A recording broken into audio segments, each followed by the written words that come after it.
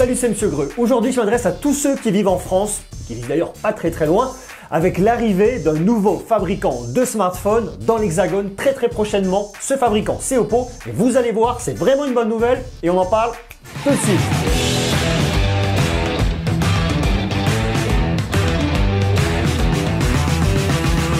Après Xiaomi qui est arrivé il n'y a pas très longtemps, qui a ouvert son Mi Store à Paris, voici qu'Oppo arrive en France. Alors Oppo ne devrait pas arriver avec une boutique en France, mais ils vont vendre leurs produits directement dans l'Hexagone et plus largement en Europe. Tous ceux qui voulaient acheter des smartphones chinois devaient les importer. Les constructeurs chinois arrivent en France, arrivent en force en France, je dirais même, parce que le marché français est mûr et est prêt à accepter tous ces produits chinois. Ce qui est super intéressant pour nous du fait que des marques comme Xiaomi et comme Oppo arrivent directement en France, c'est que mécaniquement, ça peut faire baisser les prix d'autres smartphones haut de gamme, milieu de gamme, apporter en tout cas une concurrence un peu plus forte et un éventail de choix beaucoup plus large pour le consommateur. Avant toute chose, avant de vous en dire plus, je vais vous poser une question. Est-ce que vous connaissez Oppo? Si oui, qu'est-ce que vous savez d'Oppo? Et si vous en connaissez beaucoup, quel produit vous plaît le plus chez Oppo? Vous marquez tout ça en commentaire. Vous avez 3 secondes. 1. Je le sais, ça va vite. 2.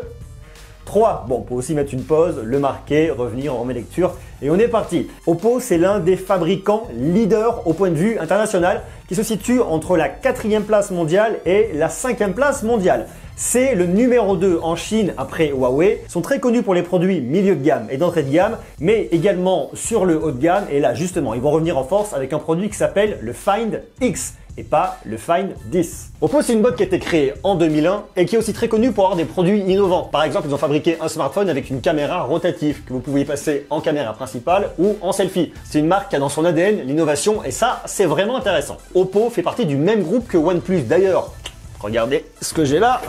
D'ici quelques jours, on va parler du OnePlus 6 qui est présent. Donc abonnez-vous, restez connectés. Et puisqu'on est dans les cartons, regardez aussi, je vais changer le son. Nouveau micro, ça changera de cette espèce de micro filaire là aujourd'hui. Ça va être plus intéressant. Bon, ça on en reparlera une prochaine fois. On a une date, on a un lieu. Le 19 juin prochain, au soir ou au Louvre à Paris, Oppo va présenter son nouveau smartphone haut de gamme, le Find X, et va présenter sa stratégie d'implantation en France et en Europe. Ils vont dire quels seront les produits qui vont être disponibles au catalogue, et donner un petit peu toutes les informations sur l'implantation de la marque. Ça, top! D'ailleurs, Oppo, si vous regardez cette vidéo, je suis très intéressé pour venir, pour couvrir l'événement, pour relater un peu ce qui va se passer, parler du Find X et parler de votre implantation en France. Donc vous pouvez m'inviter, je serai très heureux d'être là. Find X. Pourquoi X? Je vous ai dit c'est X et pas 10. Alors que pour Apple, on disait l'iPhone X, c'est l'iPhone 10. On parle du Samsung Galaxy X et pas le 10. Là, on parle bien du Find X et non pas du Find 10. Pourquoi X? Ça renvoie à la quête de la marque d'innovation, d'aventure, d'extrême. On voit la volonté de la marque, on voit leur ADN d'aller chercher des produits toujours innovants, de prendre des risques. Qu'est-ce que ce Find X pourrait avoir dans le ventre? Il pourrait avoir des caractéristiques techniques assez proches du OnePlus 6, du Xiaomi Mi 8, de l'iPhone 10, en gros de ce qui se fait le mieux au niveau de la téléphonie mobile aujourd'hui. On devrait avoir toutes les nouvelles techno, un équivalent de Face ID, une recharge très rapide qui pourrait vous recharger votre smartphone à 100% en à peu près 15 minutes. Il y a quelques infos qui ont fuité, bien évidemment. J'ai pris bonne note. De ce qui a fuité, on pourrait avoir un écran AMOLED de 6,4 pouces avec une résolution de 2340 par 1080 pixels, 16 millions de couleurs, une batterie de 3645 mAh, il serait disponible en 2 couleurs, en noir et en blanc. On pourrait avoir un processeur 8 cœurs cadencé à 2,8 GHz, 8 Go de RAM, 128 Go de stockage. Il tourne sur Android Oreo 8.1. Il aurait 3 caméras, 2 à l'arrière, 16 et 20 mégapixels, une à l'avant en 25 mégapixels. On pourrait filmer en 4K. Et tout ça.